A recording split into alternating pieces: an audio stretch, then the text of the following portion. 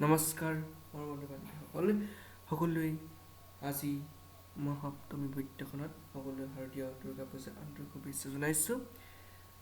আজি এই মহাসপ্তমী উপত্যখনত আমি আজিৰ এই মহাসপ্তমীৰ যি তাৎপৰ্য সেই তাৎপৰ্যলৈ আপোনালোকলৈ আগবাঢ়িছোঁ। যোৱাকালি নিচিনাকৈ আজিৰ ভিডিঅ'টোত আমি আলোচনা কৰিম সপ্তমী পূজাৰ যি তাৎপৰ্য। বন্ধু বান্ধৱীসকল পলম নকৰা হওক আজি আৰম্ভ কৰোঁ।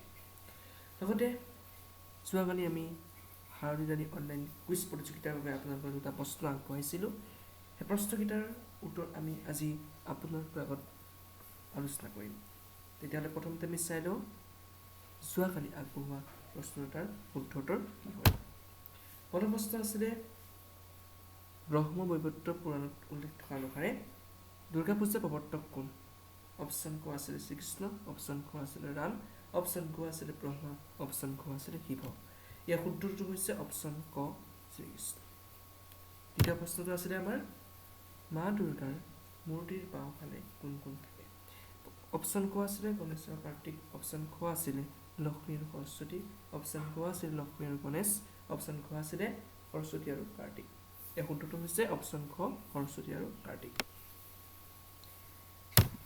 আজি মহাসপ্তমী উপত্যখনত মই এই সপ্তমী পূজাৰ তাৎপৰ্য বিষয়ে আৰম্ভ কৰিছোঁ।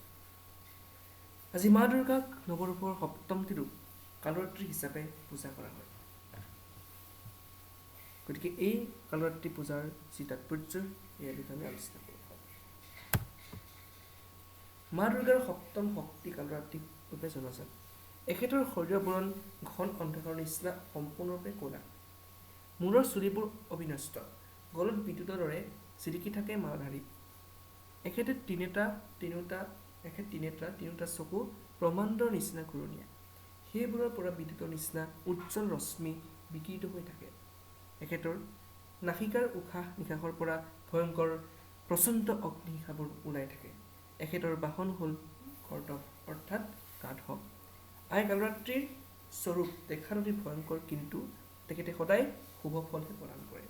তাৰ কাৰণে এখেতৰ নাম হৈছে শুভঙ্কৰী। দুৰ্গা পূজাৰ সপ্তম দিনা এই কালৰাত্ৰিৰ উপাসনাৰ বিধান আছে।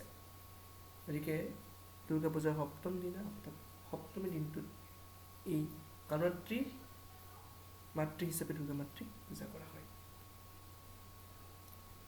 আজিৰ পবিত্ৰখনত চমুকৈ সপ্তমী পূজাৰ তাৎপৰ্য এয়া আছিলে।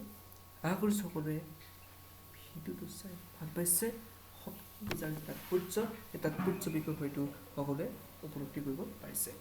বন্ধু বান্ধৱীসকল এই সময়ৰ কাৰণে পুনৰ সকলোকে মোৰ পৰা আজি দুৰ্গা পূজাৰ শুভকামনা জনাইছোঁ। আৰু পুনৰ কাইলৈ আমি অষ্টমী পূজাৰ যি তাৎপৰ্য লৈ আহিম। তো আজিলৈ আমাৰ ভিডিঅ'টো ইমানতে আমি সমাপ্ত কৰিছোঁ।